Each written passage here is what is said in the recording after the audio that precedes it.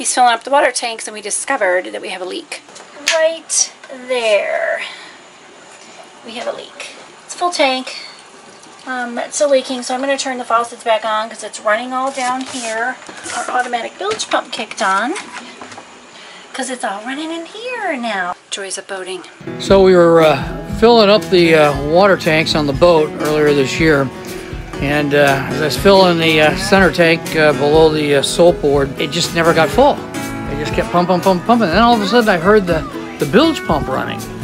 So I came and looked, and sure enough, bulkhead connection down here was cracked and was just leaking water out of the tank down into the bilge, and of course then it was being pumped overboard. I had to get a new bulkhead fitting.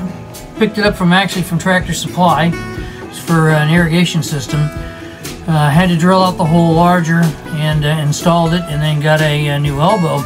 But while we were at it, the old water hose was nearly 20 years old, pretty nasty. So we replaced the water hose and all the way from the deck port down to the tank. But this hose here, the way it's mounted and secured with zip ties underneath the settee would require me to disassemble this side of the whole settee to get underneath the sole to cut the zip tie off just to take the hose out. So the hose is now bended in place. We may trim it up a little bit more, but it's not going anywhere. It's going to stay there. So then when we filled it full of water, everything seemed to be working fine. Went to run the water through the system, got a little air through the system, but we kept getting air. It just would not, the pump kept running, the accumulator would not fill up, and we were getting squirting and air coming out of the faucet. So I thought, well, we got to be drawing air somewhere. I follow this line here, which is where it picks up out of that hole there. Has another rubber hose that hooks to that, and then runs underneath back over here to the manifold. Now I've cleared it all the way to the manifold. I know it's good, I know it's secure, it's not leaking anything. So nevertheless, we just kept getting air. So the only other option was the pickup. The pickup is right here.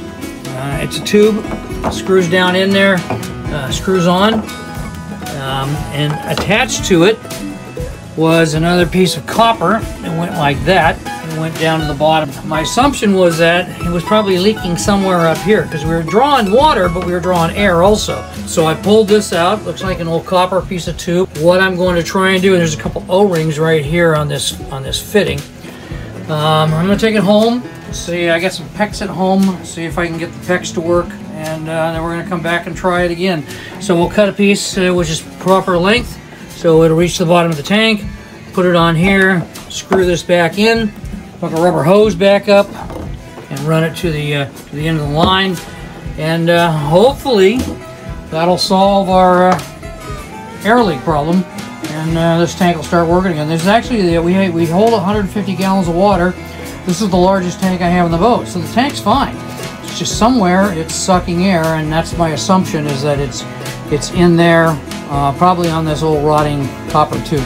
I also wanted to show you this inspection cover here. It's really tough to get off. I had the original mark was over here. You can see where I marked it, just so I had some kind of reference as to whether I was getting a turn. So I ended up fabricating a tool. I have a 3-inch coupling for just standard Schedule 40 PVC, and marked the slots in it. And so I just set it on there, and it fits right down over the top. And then I drilled me some holes in it, got me a steel bar, and slipped that in there, and it gives me torque. And I was able to unscrew it right off and screw it back on. So just wanted to share that with you, that sometimes you have to fabricate your own, because I hunted high and low and could not find a tool to fit this thing. So that's my solution.